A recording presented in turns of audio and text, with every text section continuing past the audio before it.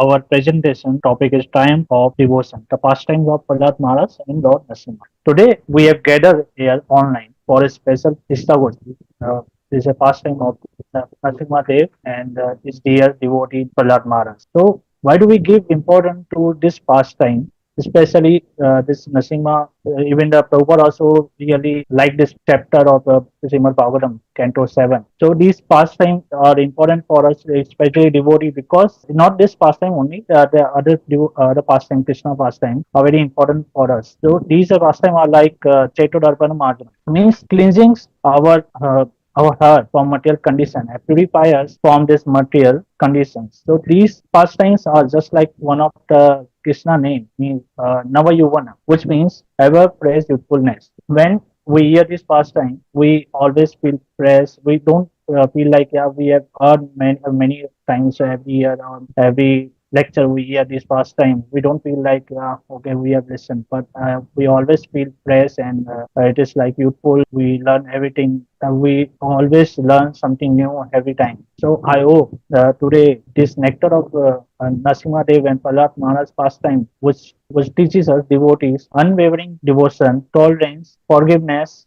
faith in Lord protection, importance of Srila. early spiritual education, equality, humility, and most important is power of association. So let us begin this pastime now. So our first slide is Jay and Vijay are three synopsis. So this begins in Srimad Bhagavatam as many years ago. There were sons of four sons of Lord Brahma. They are called Sanaka, Sanata, and Sanat Kumar. So they desired to go to Vaikunta planet and they got amazed by the beauty of Vaikunta. So they tried to enter the Vaikunta. They entered three doors and at seven door when they tried to enter, they were stopped by these two doorkeepers. You can see in the picture. First is Jay and Vijay. So when they stopped by these two doorkeepers, they got very angry. Why? Just like the gopis, they got angry when they were angry at Brahma for creating the eyelids. Because when we close our eyelids for some second, we cannot see the Krishna. So they were blaming Brahma for creating even the eyelids. So on the same as Kumar, they got angry because they were stopped by these doorkeepers to see the Lord. Because they wanted to enter the Vaikunth and see the Lord. So we can understand even the sages like these four, they got angry. So actually, Prabhupada is explaining here that they were got angry not because of their sense gratification. They got angry because they were stopped by seeing the Lord. So this is a devotee thinking. So after getting angry, they cursed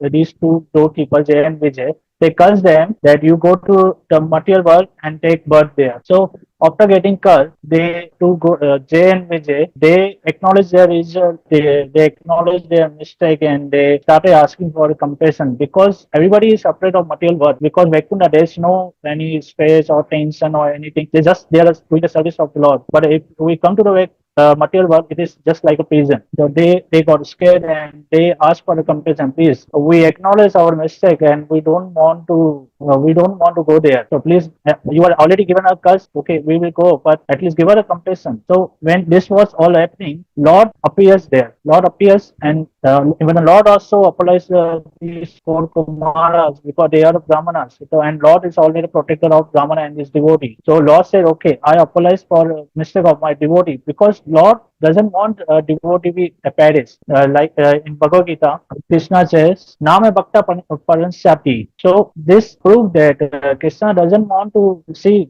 their devotee suffer or Krishna always want to protect them. So what happened next? When the Sarkumar saw the Lord, they got compassion and they were actually hesitant to speak in front of the Lord. So when Lord said, please forgive them and I apologize for that, Sarkumar and Lord said, okay, I we still accept the curse, but at least give them the compassion. So Charkumar said, oh, Lord, you are a supreme man and you do whatever you like to do and it will be okay for us too. So Lord, what did Lord say? Lord accepted this cursing of servant and agreed that they would have to go to the material world and they would then return to Vaikuntha after serving the term of the curse. Jay and Vijay were very much perturbed, but the Lord advised them to act as an enemy for them. They would return after 3 births. Otherwise, ordinarily they would have take 7 births. So they were given the two choices, being as an enemy for 3 births or 7 births as a devotee of Lord. So then Vijay and even the Lord also suggested that they would become enemy of the Lord, and in that way, an enmity, they would always remember the Lord. In that way, they would quickly come back to the Vaikunta planet. So this is a position of a devotee. If for a second or for a moment they don't want to disassociate from the Lord, they always want the association of the Lord. So in this, see, Jay Vijay also agreed to be a enemy of the Lord, so they could come back to the Vaikuntha very quickly. After coming to the material world, first birth they took as Inakasa and Inakasipu. They were a son of Kasapa Muni and the mother Diti. Hiranyakasipu was the elder son.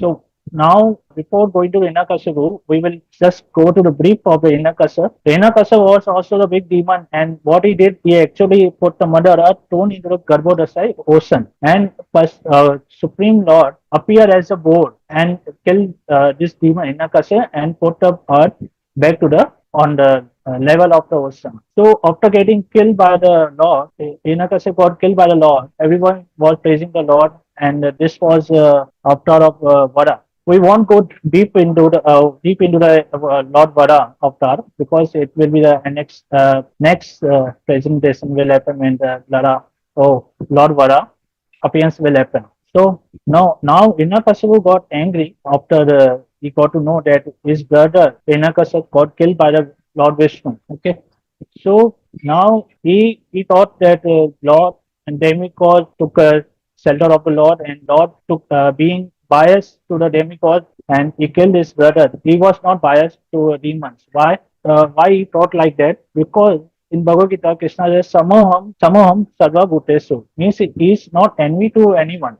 He is equal to all. Right? He is equal to whoever do service to him.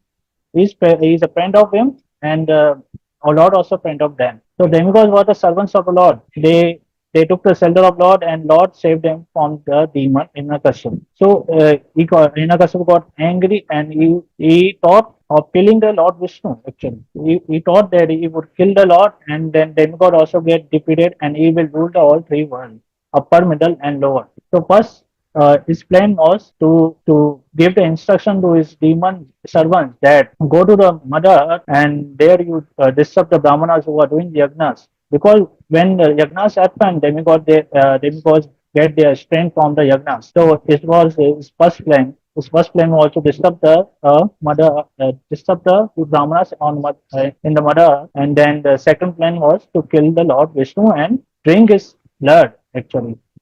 So this confirms the demons they eat non-veg flesh and they drink blood. So why did another example Prabhupada here gives that just like a government, the government does not favor to anyone, but who is citizen who is abiding the law, government gives special interest to them. So demigods were also like that. So he after giving the instruction to his demon servant, he began this austerity. How he was doing austerity? In the valley of Mandara Hill, Hiranyakashipu began performing his austerity by standing with his toes on the ground, keeping his arm upward and looking toward the sky. The position was extremely difficult, but he accepted as mean to attain perfection. From the air on, Hiranyakashipu had there and meditate and effulgent light as brilliant and intolerable as the rays of the sun at the time of dissolution. Seeing the performance of such austerity penance, the demigods who had been wandering toward the planet now returned to their respective homes. So we can see from this picture how he was doing the austerity. He was not eating or drinking anything for so many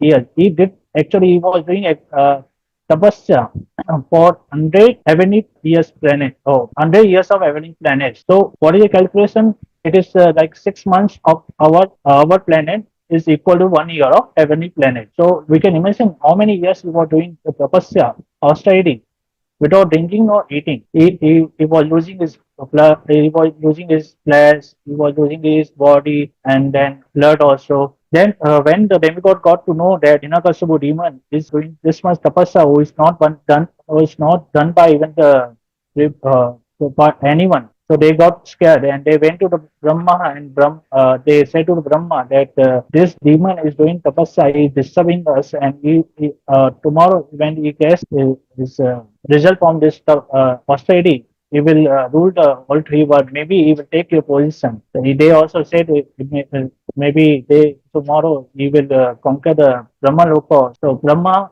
after hearing all this, he went to see the this demon Inakasipu doing a tapasya. When he first he came, his actually when he came, he couldn't see the Inakasipu because he was doing for so many years and it was covered by all the angels. We can see in the picture how it was all covered by angels and he didn't even have flesh on his body. He was just a skeleton doing the tapasya. So this was his first position. When Brahma found out that okay, here it is, he's covered by the angels.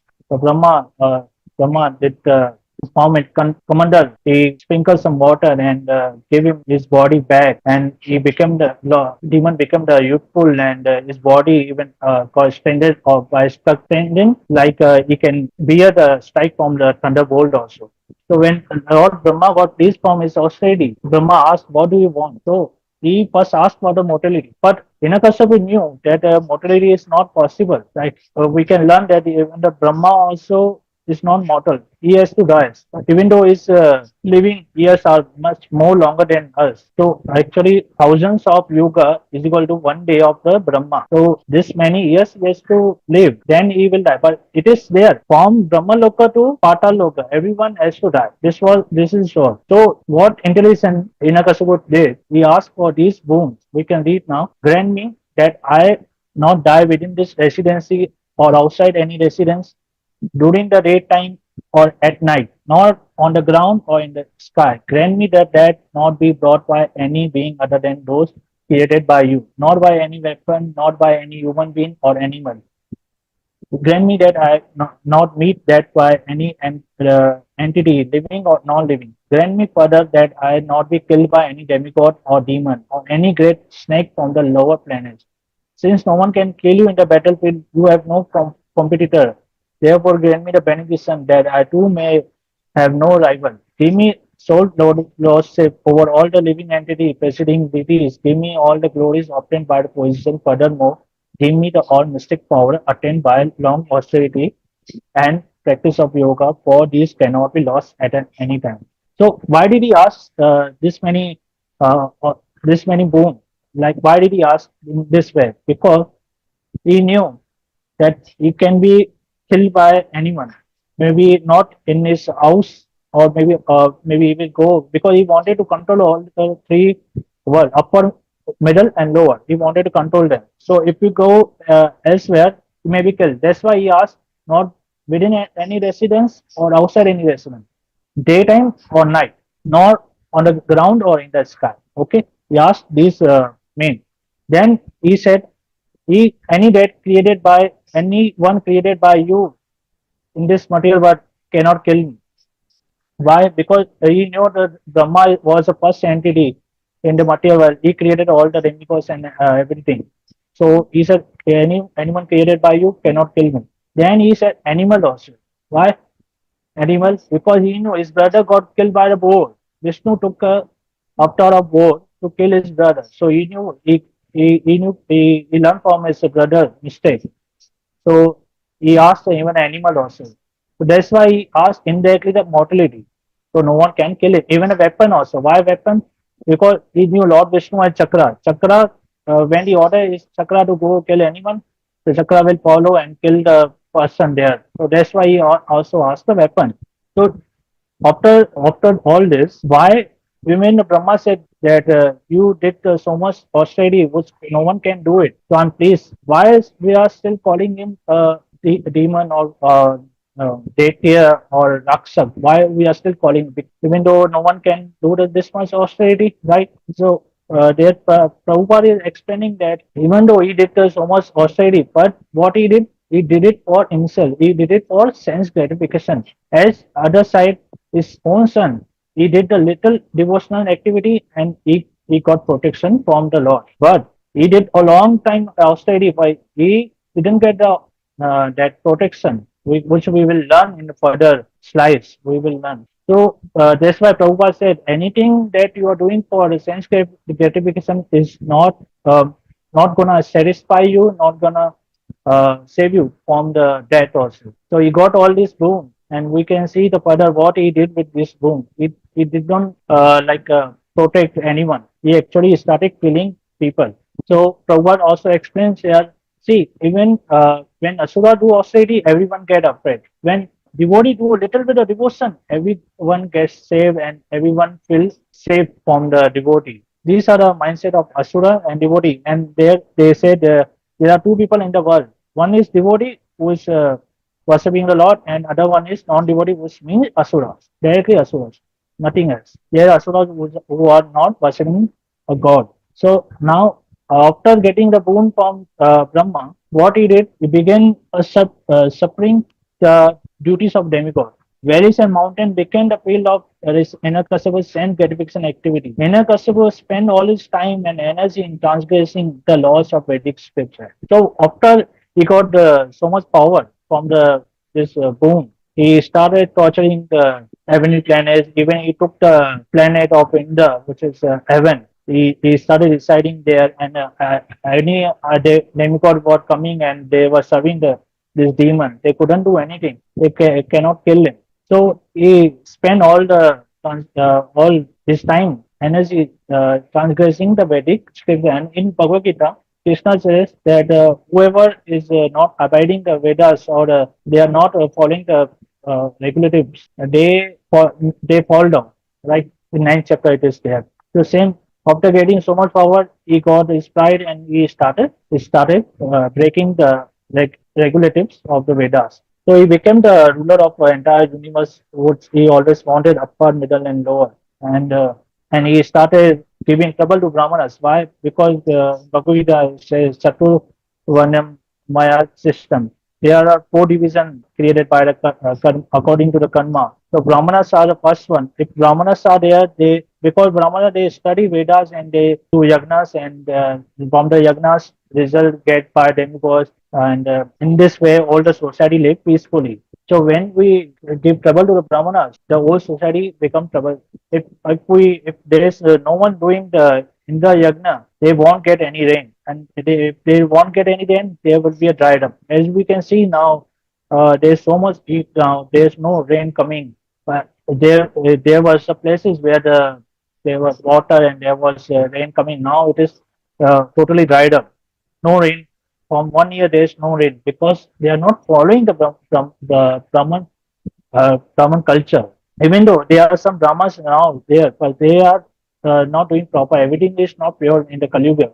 In Kali Yuga, when Chaitanya Mahaprabhu has given the one Mahayagna for this Kali Yuga, Hare Nama Eva Kevalam, Kalau Nastev, Kalau Nastev, Eva Nastev, Eva Gati Anata. This is a Yagna for this Kali Yuga. This Sankirtan Yagna was given by Chaitanya Mahaprabhu. It's a Kali Yuga Yagna. When we do this, everyone will get benefit from it. You don't have to do any other yagna that are being done in Satyuga. We get the same result as this yagna. So after torturing the brahmanas, after killing protector of cows, if there is no protector of cows, cow killing is happening, slaughter happening, then there won't be any peace in the society. And demigods will also not get any benefit from all this. And they will get trouble, they will not get their strain, and eventually they will die. So, even though he was getting all this power, he was still not satisfied. Why? Because he became the servant of his senses. So here, last point it is there. Despite his power, Hiranyakashipu remained dissatisfied due to his becoming a servant of his senses. Well, once he got the power of one thing, and then he got desire for another thing, then another thing, then another thing. More and more, his senses gratification was growing, and he was not getting satisfied. So this is just like a material condition, material people who desire for something, then they get another desire, and then nothing else can satisfy him because they are not connected to Supreme Personality of Godhead, Krishna. When they are not connected to God, they just they get disturbed, and there is no happiness in them. Even though there seems to happiness, but their happiness will not last for very long. They eventually get disturbed, and there won't be any peace with them. So this is how the we learn from this that how much austerity Asura did, but still he was not getting any benefit from it. And now on the opposite side is son who will get born, and how this demigod and Nada will get saved from his devotion. We will learn from this, and I will give you the mic to Swami Prabhu, who will now give us introduction of Prahlad Maharaj. Hare Krishna, Prabhu. Please accept my humble obeisances. All glories to Srila Prabhupada. Thank you, Prabhu. So I'm going to be continuing with the topic of appearance and childhood pastimes of Prahlad Maharaj. So how things continued is that when Hiranyakashipu went to perform his austerities, then during that time the demigods made an counterattack to the heavenly planets, trying to recapture them because they were under Hiranyakashipu's control. So there was the queen Kayadu, who is the mother of Prahlad Maharaj, and she was pregnant, waiting for Prahlad Maharaj during that time. And he was arrested by King Indra because King Indra was thinking there's a demon in his womb, so we must arrest and wait until the demon is born, then we can release. But then Narad Muni appeared there. He saw what was going on and he cut it down, and he told that in this woman's womb there's a great devotee, that even if you try to kill him, you cannot kill him. So then Indra released Kayadu and Prahlad Maharaj. So they went to the ashram of Narada Muni. Narada Muni brought Prahlad and Prahlad's mother to his ashram and assured them all protection. So Kayadu desired the safety of Prahlad and wanted to give birth after her husband's arrival. So Prahlad Maharaj stood in his mother's womb for 100 celestial years, so years in heavenly planets, a really long time. During those 100 celestial years, Narada Muni delivered the instructions both to Prahlad, who was within the womb, and to Kayadu also, who was engaged in rendering him service. So because Narada Muni is naturally extremely kind to the fallen souls, him being in transcendental position, he gave them instructions on two topics, on religion and transcendental knowledge. And the transcendental instructions, heard from an authorized bona fide spiritual master like Narada Muni, are always free from any material contaminations, and they are in fact extremely purifying. So they are not just free from contamination, they are like counter, they remove the contamination, so it's really purifying. It is said that also lava matra sadhu sangha sarva siddhi hoy. So by even a moment's association with a pure devotee, one can attain all success. So what to speak of 100 celestial years? Just imagine if one moment is such powerful thing. Prahlad Maharaj was 100 celestial years hearing. So I think that's why he's so strong devotee, because he was hearing so long time. Because of the long duration that had passed, and because of Prahlad Maharaj's mother being a woman, she forgot everything, because women are usually less intelligent and they are more easily under the influence of time, like forgetfulness and these things, the modes of materialization like passion and ignorance. And that means easier forgetfulness, tendency to forget. But Narada Muni blessed Prahlad Maharaj, and therefore he could not forget any of the instructions, even by the influence of time. So when Prahlad became 5 years old, he was sent to the Asura Gurukul to become the greatest demon, because his father, Hiranyakashipu, he was the greatest demon. And when you have a son, you always want your son to succeed you, to become better than you. So Hiranyakashipu wanted Prahlad to become the greatest demon, who is the master of all sinful activities, politics, economics, all material activities like this. But they tried to educate Prahlad Maharaj in this subject for a long time, but Prahlad Maharaj, he did not care for their instructions. Instead, he continued to be a pure devotee instead. He was always peaceful and calm. Also in the drama, in the ISKM TV, there is a nice portion there. It's shown that the teacher always says that, now please my disciples, please say Om Hiranyaya Namaha. But the Prahlad Maharaj instead always said Om Narayanaya Namaha. So they got a little bit angry also. But he never changed his mood. Prahlad never liked the idea of discriminating between one's friends and enemies. So this is the main reason why he didn't like politics much, because in politics and in business and everything like this, you have to always differentiate. Oh, he's my friend, he's my enemy, he's gonna destroy me, I'm gonna avoid him. Oh, he's gonna help me, he's my friend. So this is going on always in this topic. So Prahlad didn't care for this, because as person who is spiritually inclined, he is always equal toward everyone, not just friends. So in the absence of the teachers, when there was time that the teachers sometimes left the boys to be together, so there Prahlad Maharaj begins to educate his demonic schoolmates about Krishna consciousness. First, they are not much interested, and they say that no, Prahlad, please let's go bowl instead. Why are you talking like this? That we want to play games, we are young children, let's play games. But Prahlad Maharaj explains them. They say that we can do this when we are older. So now let's not focus on such things. But Prahlad Maharaj explains to them that we are not these bodies, and these bodies are temporary. And since these bodies are temporary, and these bodies are the human form, it's short-lived, and it is actually the only tool for inquiring about Krishna consciousness properly, because you cannot really gain knowledge in the animal body. Even though Chaitanya Mahaprabhu made animals also devotees, but as that special case, in an animal body, you cannot read books. The difference between monkey and a human is that the monkey cannot read books. You can try anything, teach him anything, but if you give a book, he will never understand the book or be able to inquire why I'm a monkey, why he's a human, why I'm gonna die. They cannot do this. So human life is the only possibility, and it's very short-lived, because you don't know what hour you're gonna go. Maybe next hour, who knows? So all the time we should use properly, not wasting them. Then Prahlad Maharaj makes a calculation. He explains that every human being has the maximum duration of life of 100 years, but for one who cannot control his senses, half of those years are completely lost, because at night by sleeping 12 hours, being covered by ignorance. So 50 years goes by sleeping if one sleeps 12 hours a day. Even if one sleeps 8 hours a day, that is 30 years. So it's still a big number. Almost main portion of the life goes on sleeping. Then in the tender age of childhood, when everyone is bewildered, in the stage where your mother takes care of you and you cannot really properly move your limbs, or you cannot tell you're hungry or that your back is scratching. So 10 years is passed like that. You cannot do anything much. Then comes the boyhood, where we are engaged in sporting and playing different games, and we become really busy in those things. We think it's the most important thing, and sometimes 20 years go, even 10 years usually, so we become 20 years. In this way 20 years are wasted. And similarly, in an old age, when one is invalid, the last 20 years unable to perform even the material activities, one passes another 20 years wastefully. One whose mind and senses are uncontrolled becomes increasingly attached to the family life, and because of insatiable lusty desires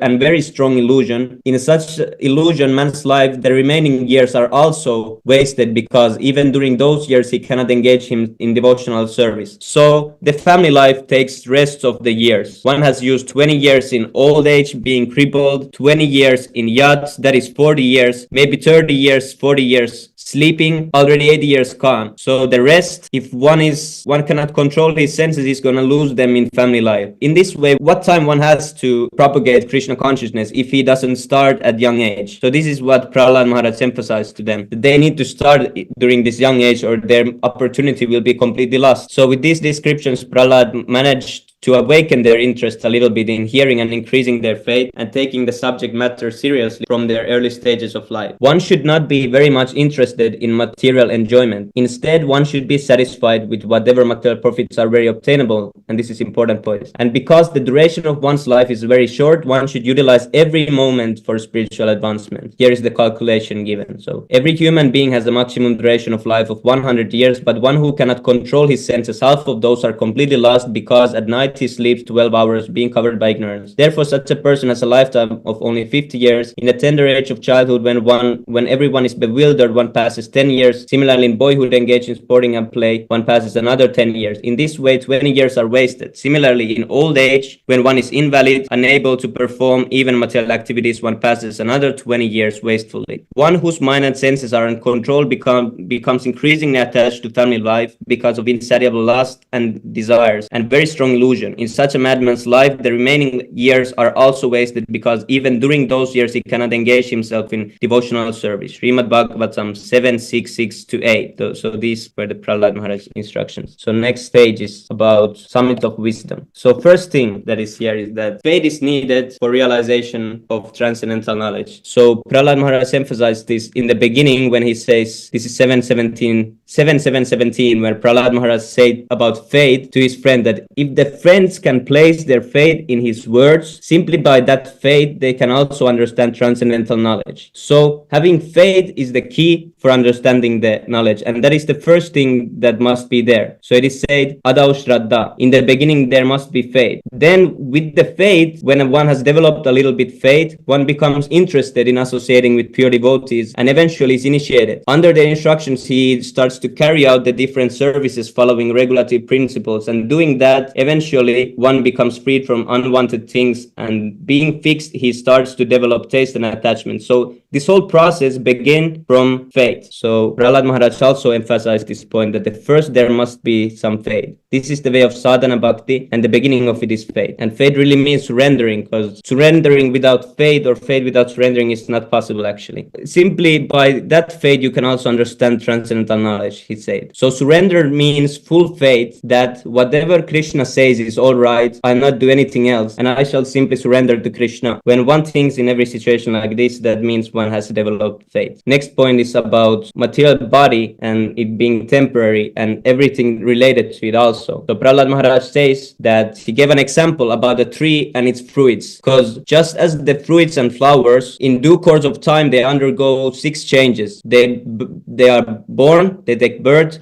they exist, they grow and transform, then comes dwindling, and eventually they vanish, death. So the material body also, which is obtained by the spirit soul under different circumstances, undergoes similar changes. However, there are no such changes for the spirit soul. So here we are seeing that the material body is different, it is temporary and it's used up, but the spirit soul is eternal and it cannot be used up. It always stays as same. So also about paramphilia related to the body, all of those are very near and dear as long as we have the body, as long as the body exists. But as soon as the body is destroyed, all things related to the body are also finished and forgotten. And whole life we gather these things. We are so anxious about our school tests. We want to get the best numbers and gather the best things, but we don't realize that even if we pass the test with best marks, if we die next week, what is the use? We were so anxious about that, and that is going to destroy us actually, because we didn't make any spiritual progress by going to some test in school or something like this. So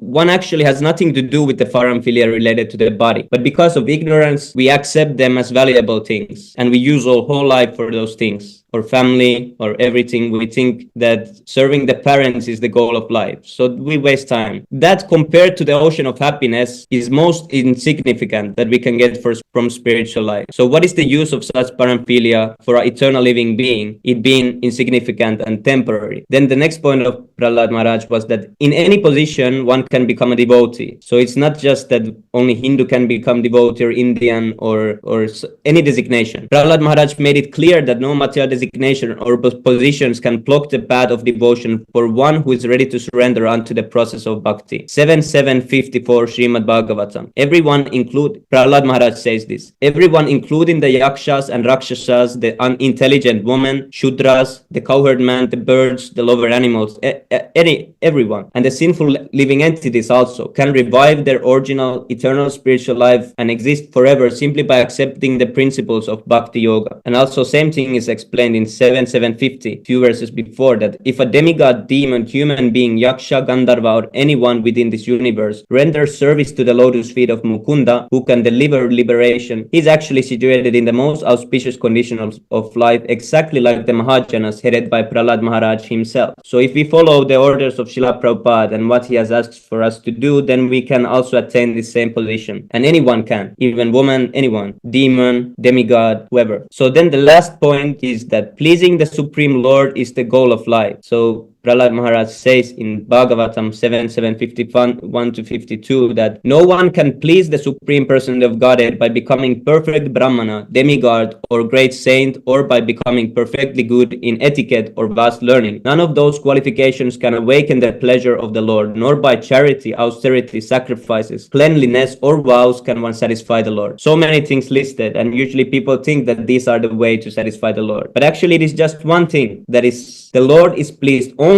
if one has unflinching, unallied devotion to him. Without sincere devotional service, everything is simply a show. So all these other things, if the devotion is missing, they are completely useless actually. Krishna also states the same thing in Bhagavad Gita 11.53. Naham vedarana tapasa shakya evam vido drashtum. The form of the Lord cannot be understood simply by studying the Vedas, nor by undergoing serious penances, nor by charity, nor by worship. It is not by these means that one can see me as I am. One needs transcendental vision and eyes to see him, and the vision is only given to one who has unallied devotion to him. So, this devotion is the only goal of life. Prahlad Maharaj concluded at the end that in this material world, to render service to the lotus feet of Krishna, the cause of all causes, and to see him everywhere, is the only object of life and the ultimate goal of human life, as explained in all revealed scriptures. So then we go to the next part. Thank you so much, Prabhu, for this opportunity. If I committed any mistakes, please forgive me. All glories to Srila Prabhupada. Hare Krishna, everyone. Please accept my humble obeisances. All glories to Srila Prabhupada. Thank you so much all for sticking with us so far.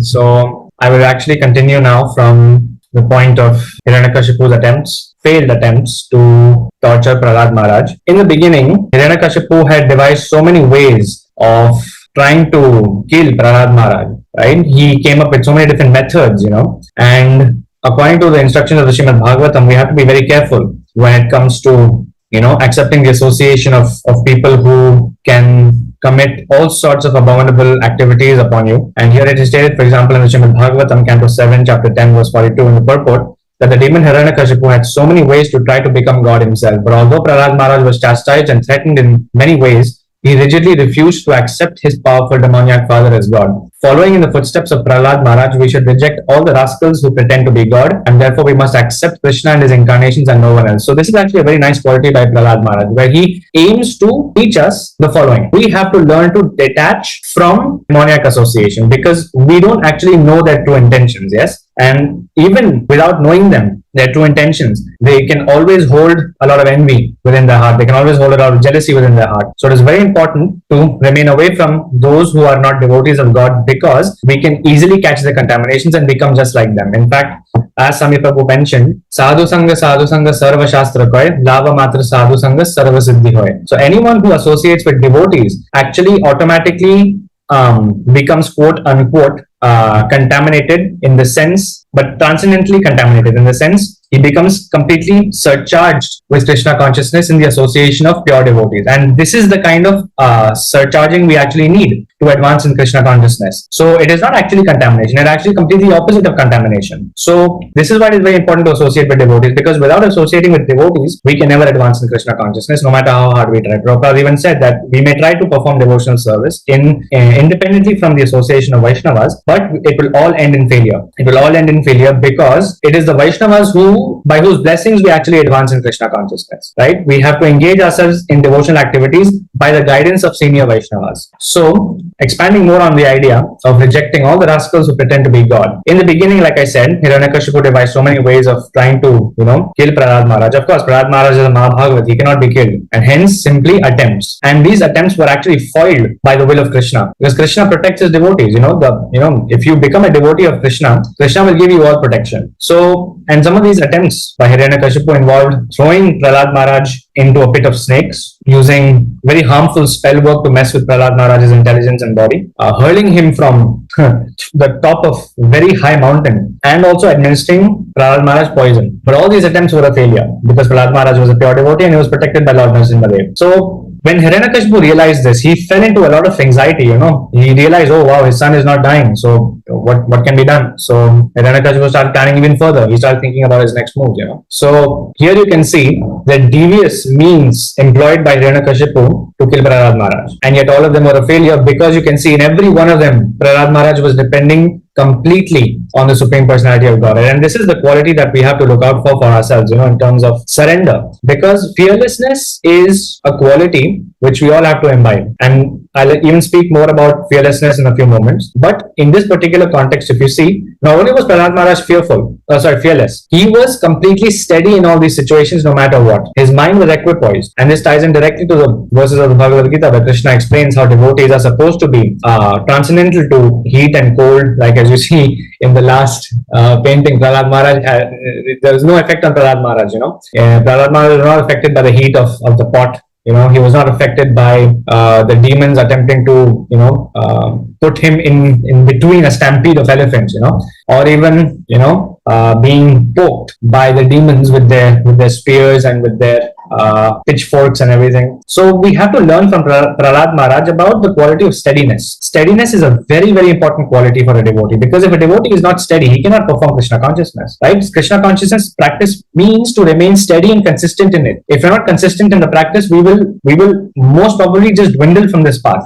So it's very important to become very determined to always serve the Supreme Lord no matter what the situation is. So here we actually begin with the glorious appearance of Lord Nṛsiṁha Lila. And so when the teachers in Prahlad Maharaj's school, namely Shanda and Amarka, when they noticed how their students were slowly becoming converted to devotees, they immediately confronted Hiranyakashipu about this. And upon hearing Shanda and Amarka, Hiranyakashipu, because from the verses of Srimad Bhagavatam, especially in the 7th canto, it is stated that Hiranyakashipu began to tremble in that anger. He was that angry, and his eyes became blood red with anger. And in turn, Hiranyakashipu wanted to call Prahlad Maharaj to confront Prahlad Maharaj. Next slide, Prabhu. So here, Hiranyakashipu, after calling Prahlad Maharaj to him, tried to engage Prahlad Maharaj in a very tense argument. And this tension can very much be felt when you're reading these verses of Srimad Bhagavatam. So I'm not going to dive in too much detail into the actual debate. However, the sum and substance of this argument between Prahlad Maharaj and Hiranyakashipu has been given in one of the purports of Srimad Bhagavatam mentioned by Srila Prabhupada. In this material world, everyone thinks that he has conquered his enemies, not understanding that his enemies are his uncontrolled mind and 5 senses. Manaha Shashthani Prakriti Sthani Karshati. In this material world, everyone has become a servant of the senses. Originally, everyone is a servant of Krishna, but in ignorance one forgets this, and thus one is engaged in the service of Maya through lusty desire, anger, greed, illusion, madness, and jealousy. Everyone is actually dependent on the reactions of material laws, but still one thinks himself independent and thinks that he has conquered all directions. In conclusion, one who thinks that he has many enemies is an ignorant man, whereas one who is in Krishna consciousness knows that there are no enemies but those within himself, namely lust, anger, greed, illusion, madness, and jealousy, right? So the uncontrolled mind and senses are our real enemies. And in that time, Hiranyakashipu did not realize this because he was in ignorance. Hiranyakashipu did not realize that Prahlad Maharaj was a pure devotee and he was completely controlled. So there was no reason for Prahlad Maharaj to be chastised by Hiranyakashipu. And therefore, in the previous slides, if you have noticed, one of the slides was titled Chastisement Non-Liket, which means chastisement on false grounds. You cannot chastise anyone who does not deserve to be chastised, especially if it's a pure devotee. So if we chastise pure devotees for no reason, or if we blaspheme against them, immediately the duration of our life becomes very low, and to the point where our death becomes very much close to us. So this demon Hiranyakashipu took these challenges very lightly because he wanted to test Prahlad Maharaj's arguments. Although we should not do this, we should never approach pure devotees in the challenging spirit. But Hiranyakashipu was such. He stated in the Srimad Bhagavatam, it is stated that Hiranyakashipu said, "How dare you, Prahlad Maharaj, stand against me when everyone else is fearful of me?" So this challenge was taken up by Hiranyakashipu, and with one of his hands, Hiranyakashipu struck the pillar. He struck one of the pillars in his palace, and as soon as that strike hit that pillar, a very, very loud roar erupted in all the 10 directions and from all the 10 directions. And it was so loud that the entire universe could hear it. And it shook the hearts of the demigods in heaven. Because the moment they heard this roar, immediately the demigods became very fearful. Oh, now our planets will be destroyed.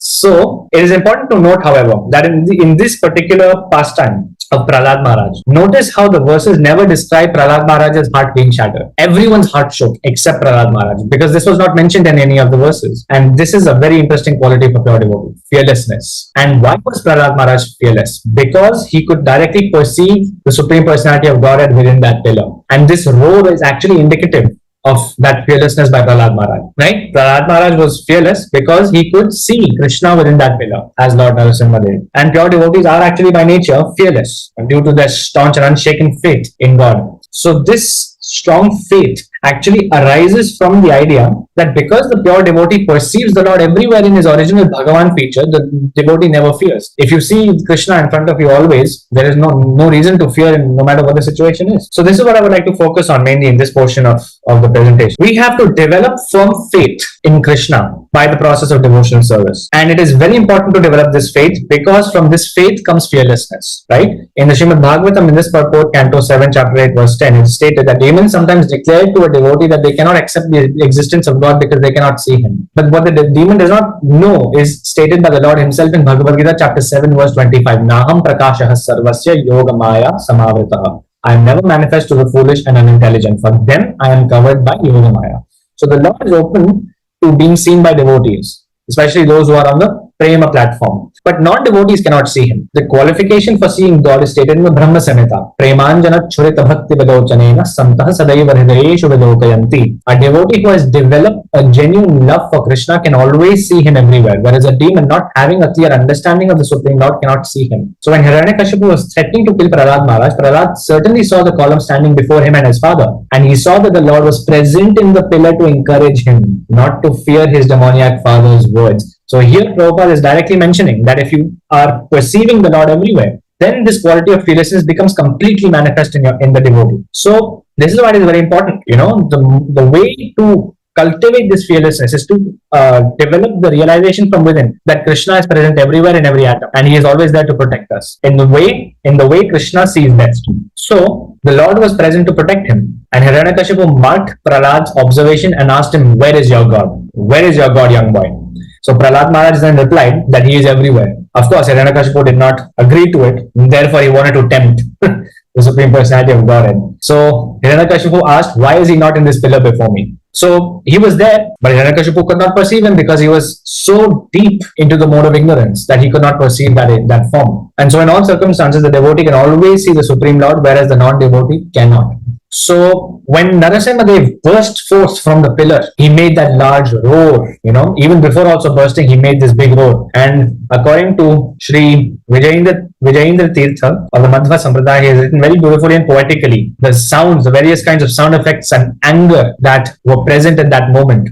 So he stated in poem, Bhukhandam Varanandam Paravara Viratam Dampadam Porudampam Dim Dim Dim Dim Didimbam Dahamapi Dahamai Jhampa Jhampaischa Jhampai Tulyas Tulyas Tulyaha Dhuma Dhuma Dhumakai Kumkumankai Kumankai Yetatte Purana Yuktam Purahara Karaha Patumam Nṛsiṁha. So when Nṛsiṁha burst forth from that pillar, immediately they started fighting. And when finally Nṛsiṁha caught a hold of Hiranyakashipu, he placed him on the lap and he tore and bifurcated the belly and chest of Hiranyakashipu. And he took the intestines of Hiranyakashipu and garlanded it on his neck. And this can also be seen in another way. In this way, because see, even in Krishna's pastimes also, when Putana, for example, approached Krishna to kill him or to attempt to kill him, Krishna killed Putana in turn, but Putana was liberated. Why? Because she was killed by Lord. But also because it can be seen that Putana came to offer the Lord breast milk. Even though that the breasts of Putana was smeared with poison, still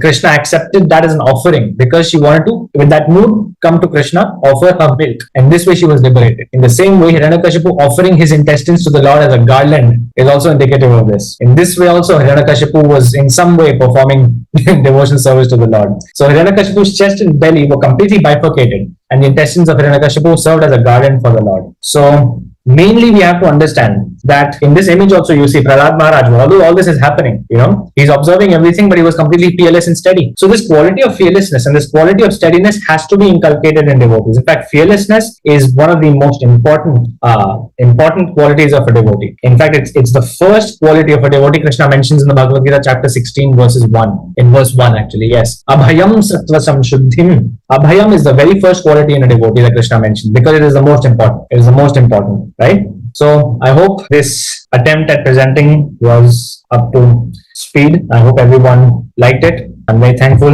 that everyone was still, attentive to the presentation as everyone was. 18.66. So Krishna wants us to abandon all variety of religion and just surrender into Him. And He shall deliver us for all simple reaction. He said that we don't need to fear. So there is a process to do that, and it's Bhakti Yoga.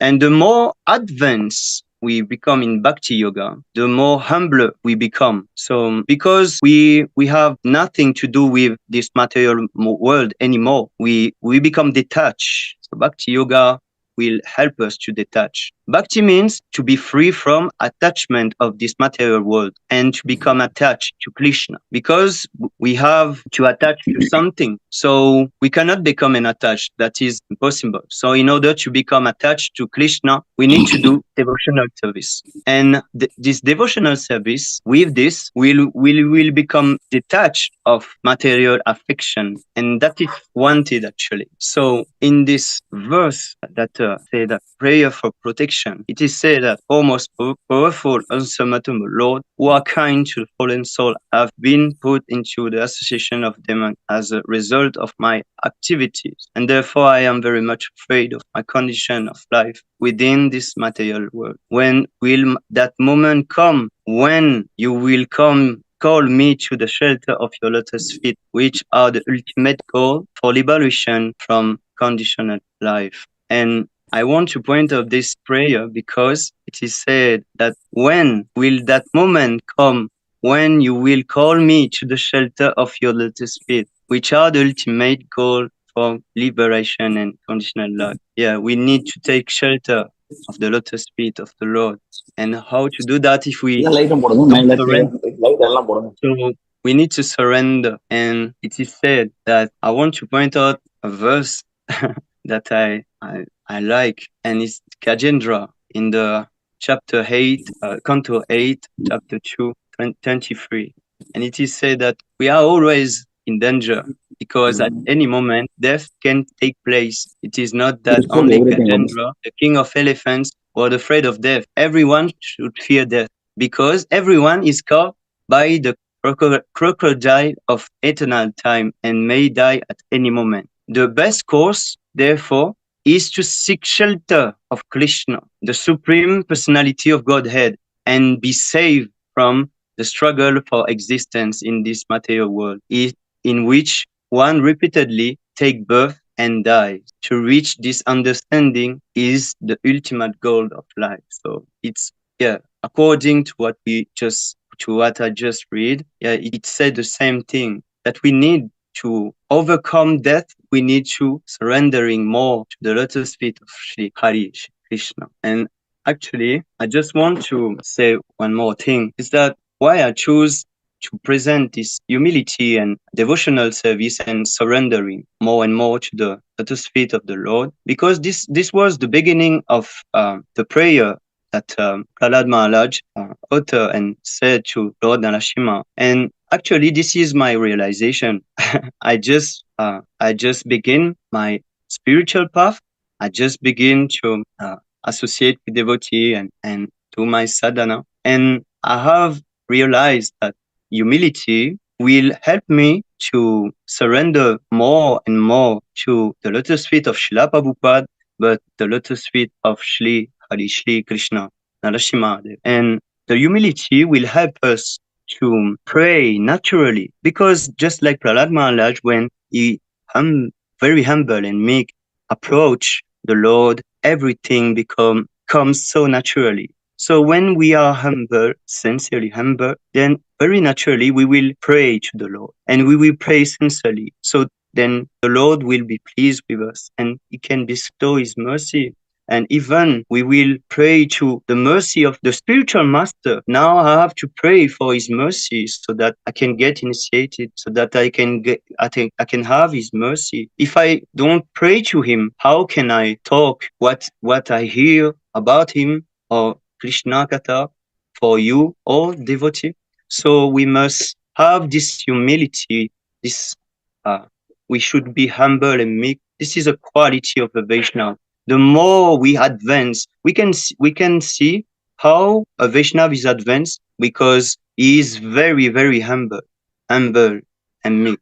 So we can see how a Vaishnava is advanced when he is very humble and he wants to serve all the devotees. So this was the teaching of Prahlad Maharaj that I want to point out for this last presentation of the prayer. And I invite you all to read the rest of this beautiful prayer that is in 7th canto, chapter 9, and it begins on the verse 8. And yeah, there is 50 verses. So I just want to cover the beginning because it was something that resonated with me, and I want to share with you all in this special event. So I want to thank you all for listening, and sorry for the inconvenience. My internet here in Reunion Island is very low. It was a pleasure for me to present you this and narrate you this pastime and this beautiful pastime of the Lord and Prahlad Maharaj. And I hope that everything that I say was okay, was correct. If I made some mistake, please forgive me. And